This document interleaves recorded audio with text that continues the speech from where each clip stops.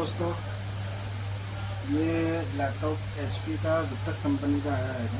ये पूरा gaming laptop है। ये लैपटॉप का ना तो सिग्मेटिक डायग्राम है और ना तो बोर्ड व्यू। ये इसका मदरबोर्ड है।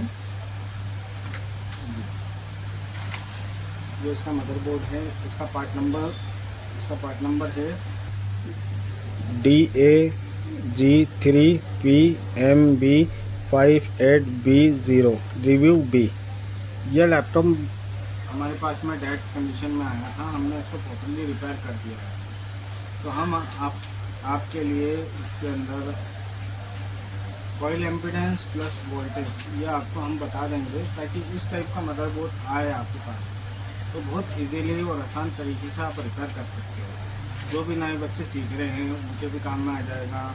जो रिपेयरिंग करते वक्त कहीं प्रॉब्लम आ जाती है या वोल्टेज पता नहीं लगते हैं, तो हमारा पर्पस ये है कि आप लोगों को दिक्कत नहीं आए जो भी रिपेयरिंग कर रहे हैं। तो आइए टेस्ट करते हैं इसके। सबसे पहले कॉइल एम्पिडेंस चेक करते हैं, फिर इसके बाद में एक एक कॉइल पे कितने कितने वोल्टेज बनते हैं ये भी मैं आपको एकदम लाइव बताऊँगा। ठीक है। सबसे पहले आपको ये करना है कि लैपटॉप को ग्राउंड करना है और मल्टीमीटर को डायोड रेंज में सेट करना है।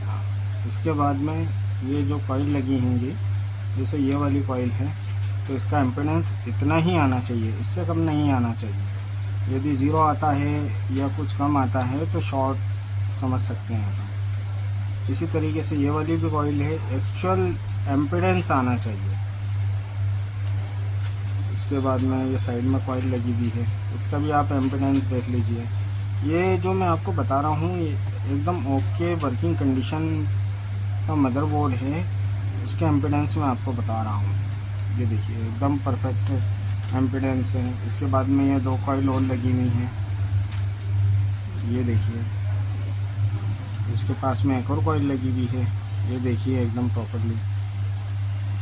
यहाँ पर भी ये 1 2 3 4 ये भी कॉइल रहेंगी, ये देखिए। कई लोग ये समझते हैं कि 0008 आ रहा है इसका मतलब CPU शॉर्ट है, लेकिन ये शॉर्ट नहीं रहता है, इसके अंदर का एम्पिडेंस रहता है ना। ये देखिए ये इसके अंदर भी है। अब ये क्या बता रहा है, देखिए 0002 बता रहा है, लेकिन फिर भी ये सही बताता है। ये देखिए ये भी है, यानी ये इसके अंदर का एम्पिडेंस बताना है। तो आप लोग घबराए नहीं, कोई CPU वगैरह शॉर्ट नहीं रहता है, वो तो सब कहने की बातें रहती हैं। ये देखिए ये भी देखिए ये इसका एम्पिडेंस है। अब ये एक छोटी कॉइल और लगी हुई है, ये भी ओके एम्पिडेंस है, ये भी ओके एम्पिडेंस है, इसका भी ओके एम्पिडेंस है। ये देखिए 0006 आ रहा है, तो इसका मतलब ये भी नहीं है कि ये CPU हमारा ख़राब है, लेकिन सही रहता है। ये देखिए ये 100% ओके टेस्टिंग में आपको बता रहा हूँ। ये एक छोटी सी कॉइल और लगी है, इसका भी देख लेते हैं। ये देखिए बैक साइड पे इसके अंदर कुछ भी कॉइल वगैरह कुछ भी नहीं है। बैक साइड पे भी कुछ भी कॉइल वगैरह नहीं है। ये इधर मॉसफेट लगे हुए हैं, ये मॉसफेट लगे हुए हैं, ये IO कंट्रोलर लगी हुई है, ये PF लगे हुए हैं। इसलिए बैक साइड की हम आपको टेस्टिंग इसलिए नहीं बता पाते हैं, क्योंकि जो भी है वोल्टेज जो आउट होते हैं ये कॉइल से ही आउट होते हैं। जैसे मान लीजिए ये रैम को वोल्टेज की ज़रूरत है, तो ये कॉइल है ना पास कर देती है वोल्टेज। CPU को वोल्टेज की ज़रूरत है, तो ये सारी कॉइलें CPU को पास कर देती हैं वोल्टेज। जैसे मान लीजिए ग्राफिक चिप है, अब ये ग्राफिक चिप को वोल्टेज की आवश्यकता होती है, तो ये कॉइलें हैं ना इसको पास कर देती हैं।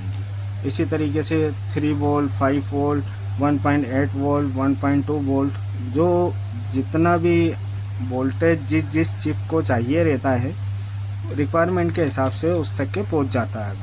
अब हम आपको ऑन कंडीशन में आपको वोल्टेज टेस्टिंग बता देते हैं। ये देखिए ये इसमें ये पावर आ गया है, हमने एडाप्टर लगा दिया है। इसके बाद में आपको DC मोड पे मल्टीमीटर को सेट करना है। अब देखिए हम इसको ऑन करके आपको प्रॉपरली एक बार वोल्टेज चेक करा देते हैं। ये देखिए फ़ैन घूमने लगा है, ये देखिए। अब इसके अंदर कौन कौन सी कॉइल पे क्या क्या वोल्टेज आते हैं हम आपको पहले इधर की कॉइल के बता देते हैं, नहीं तो हीटसिंग लग जाएगी तो फिर आप चेक नहीं कर पाओगे। ये देखिए,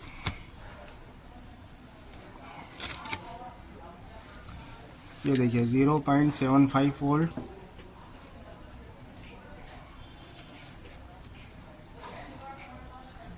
0.9 वोल्ट सीपीयू के, 1.2 वोल्ट इस ये वाली कॉइल पे आएंगे, 1.3 वोल्ट ये वाली कॉइल पे आएंगे, 1.3 वोल्ट ये वाली कॉइल पे आएंगे, और एक ये छोटी सी कॉइल है इसके ऊपर भी 1 वोल्ट ही आएंगे। ये इधर आ जाते हैं हम सीपीयू की तरफ। देखिए 1 वोल्ट आ रहे हैं ये वाली कॉइल पे, 0.8 वोल्ट आ रहे हैं ये वाली कॉइल पे,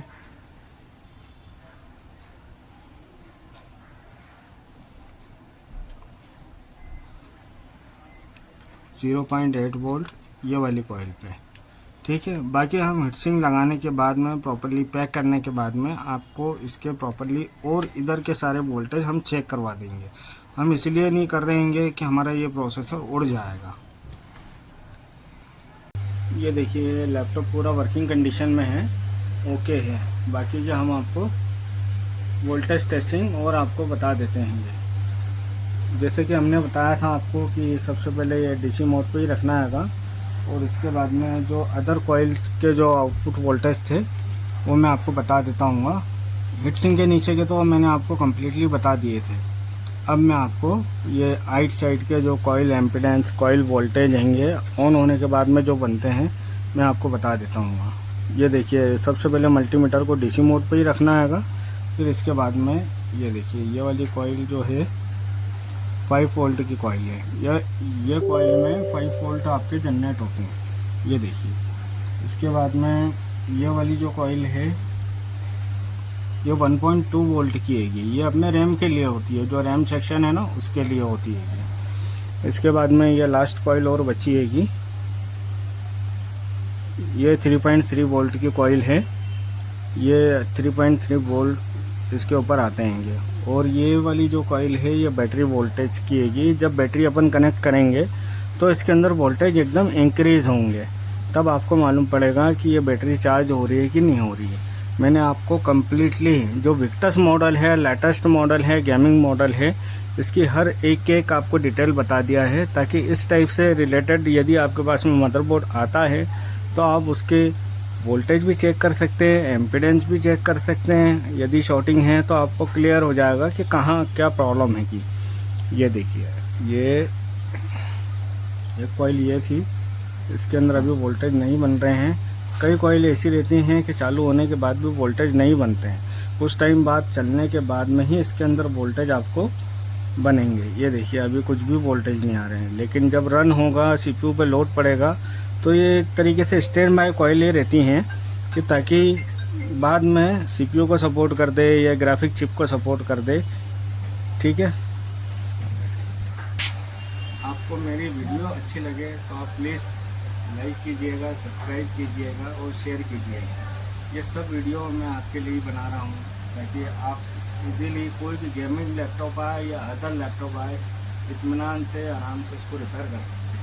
एकदम ईजीएस्ट में कि कोई बच्चे को नहीं भी आ रहा है तो जो मैं आपको वीडियो प्रोवाइड कर रहा हूँ तो आप आराम से उसको देख के ट्रबल शूट बहुत इजीली कर सकते हैं। आपको ना तो इतना ज़्यादा सिनेमैटिक सीखना है, ना तो इतना बोर्ड व्यू पकड़ना है, और ना तो इतनी ट्रेसिंग करना है, कुछ भी नहीं करना है। एकदम सिंपल तरीके से मैं आपको बता रहा हूँ कि एक 10 साल का बच्चा भी आसानी से एकदम रिपेयर कर सकता है। ठीक है, आप मेरी वीडियो को लाइक, सब्सक्राइब और शेयर कीजिएगा। थैंक यू, आप मुझे सपोर्ट कीजिएगा। थैंक्स।